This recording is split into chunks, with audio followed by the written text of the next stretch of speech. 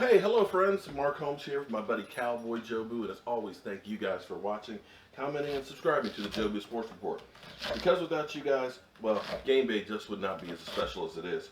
Because I enjoy talking and sharing with you guys, going through the highs and lows of the Dallas Cowboys. Now, I'm actually happy that we're back to 4 o'clock kickoff. Last week I felt rushed with that 1 o'clock kickoff. I couldn't do all the things I wanted to do. In fact, my live stream was even screwed up because I wasn't ready for it. And I think that may have also been the case for our Cowboys because last year, you remember, pretty much the last 5 games of the season were all in prime time. They never play at 1 o'clock, being that they're in the central time zone, but yet here it is, they played a 1 o'clock kickoff. Unfortunately, they only have one more game this season with the 1 o'clock kickoff. But I think that's one of the things that actually kind of got them out of sync as well. That and the Rams actually had extra rest. We played Monday night, had to travel from Arizona to go back home, while the Rams literally had 4 extra days rest. And NFL, you did the Dallas Cowboys dirty, doing the same thing with the Green Bay Packers, who played last Thursday night, coming to town with extra rest. But be that as it may, hopefully we'll come back with a win. But the thing that I am most interested in looking at is actually the Philadelphia Eagles. Because you Philadelphia Eagle trolls, you guys are here heavy. Kind of like the Giants fans were until the wheels fell off of their bus. And I can't help but having a feeling of deja vu. You remember last year, you Eagles started out 3-1 and ended up in the basement after the wheels fell off the Carson Wentz bus. Now, I'm sitting here seeing articles about your coach being coach of the year and Carson Wentz and his wide receiver are the best combination in football. And that's great.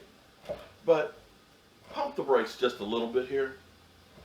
Pump the brakes because take a look at the guys that you've beaten. The Washington Redskins, which are improved, don't get me wrong, the Skins are improved, but they're 2-2. Take a look at the Chargers, the Ofer Chargers, that don't have any kind of home field advantage. In fact, you guys had the home field advantage there. And then take a look at the New York stinking Giants. Yeah, the Giants. So when you take those teams together, you're talking about 2-10 record. Not exactly the cream of the crop of the NFL. But we'll have to wait and see how that works out. But we're going to go down to Jobu's Man Cave Central for the rest of our picks for the day. And we got to get this chili going. Well, it's week number 5. Last week was so unpredictable. Teams lost that shouldn't have. It was just amazing and incredible. And that's one of the reasons why we love football so much. You never know what the heck is going to happen. I mean, let's be honest. Tampa Bay should have won that game if they had a kicker, even a decent kicker. But Nick Folk, missing 3 field goals. Jeez. New England, they're not quite there where they used to be. So we'll have to see where they go. But that one's already in the books. Of course, we got our Dallas Cowboys with the Green Bay Packers. And I believe, just like the Dallas Cowboys came out in their first game and took care of business with the Giants because of revenge, I feel like the Cowboys are going to be focused on this game and they come away with a win. And I believe they're going to get pressure on Aaron Rodgers. But hey, what do I know? Now, of course, the intriguing one for me, which is coming up here in 2 hours, the Eagles and the Cardinals.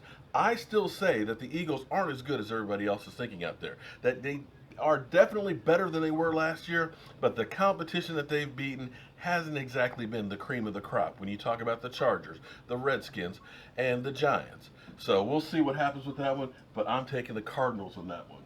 The New York Giants against the San Diego Chargers, and we are talking about the Desperation Bowl. These two teams are literally desperate for a win. And I am going to take the Chargers because I believe Philip Rivers is going to outperform Eli Manning against that $250 million defense. But we'll have to wait and see on that one. Another intriguing one, the Battle of the Cats. We have Matthew Stafford against a rejuvenated Cam Newton, who, after having the good old surprising root comments, may want to be happy he's on the field, going to Ford Field. But I think I'm going to take the Carolina Panthers we have the Ratbirds, the Baltimore Ravens against the Oakland Raiders. The Raiders that will probably be without Derek Carr. To me, I hate to say this, but he's beginning to be like Tony Romo as far as those injuries goes. When he got hit last week, I looked at that and said, damn, if that wasn't the Tony Romo hit that broke his back, that never was. But I'm going to go ahead and take the Ratbirds on that one. And then, of course, Seattle and the Rams, the battle of the NFC West here. We're talking about the Rams, who have been surprising a lot of people and actually are a really good team going against that defense of Seattle. It seems like the Seattle's beginning to get things together. I think I'm going to take the Seahawks on that one. And, of course, the Vikings and the Bears. Okay, nobody's taking the bad news Bears, so we need to go into that game. Kansas City, we believe Kansas City is going to go to 5-0 on that one. The Colts in San Francisco, another one of these desperation bowls, but I'm going to take the Colts on that one. The Browns and the Jets. Does anybody really care? We'll take the Jets. And, of course, the Steelers and the surprising Jacksonville Jaguars with my buddy Calais Campbell and that defense. I think they're going to take it to Pittsburgh. Sorry, Richard. Just telling it like I think it is. Buffalo, of course, plays the Bengals. Don't have that sticker. We lost that one, unfortunately, on the road trip. And I'm going to take the Buffalo Bills. I can't believe I'm taking the Buffalo Bills. Wow. And the Titans and, of course, the Finns. We'll stick with the Titans. And everybody else is off for the week. So thank you guys for watching my picks. I'm Mark Holmes, turning it back over. Hello friends, CowboyJobu here with the Jobu Sports Report, and we are here live at the African American Museum in Washington, D.C., and we're checking out some of the exhibits, and I gotta tell you, they are completely moving, and I know I look really, really dark in this lighting. But I was approached over here by this lovely lady, and your name is? Amir Smith. Amir Smith, and she said, excuse me, sir, do you do videos? Are you the nut with that voodoo doll? Why, yes. CowboyJobu, my boyfriend. My boyfriend's name is? Laquan Robinson. Laquan watches you all the time. So, is there anything you'd like to say to Laquan?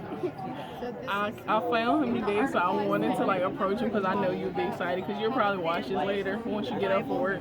Just wanted to let you know that I did see one of your favorite YouTubers. So. Wow. And also with us, we have James Kane from the Benet Embry Show, one of my former co-hosts. James, what do you think so far of the African American Museum? This is not good light for Jobu. It's really not. It really and truly isn't. You know, I'm really beautiful. But anyway, what are your thoughts on the African American Museum? Awesome. Must see. Well, I'm CowboyJobu here reporting live from Washington, D.C.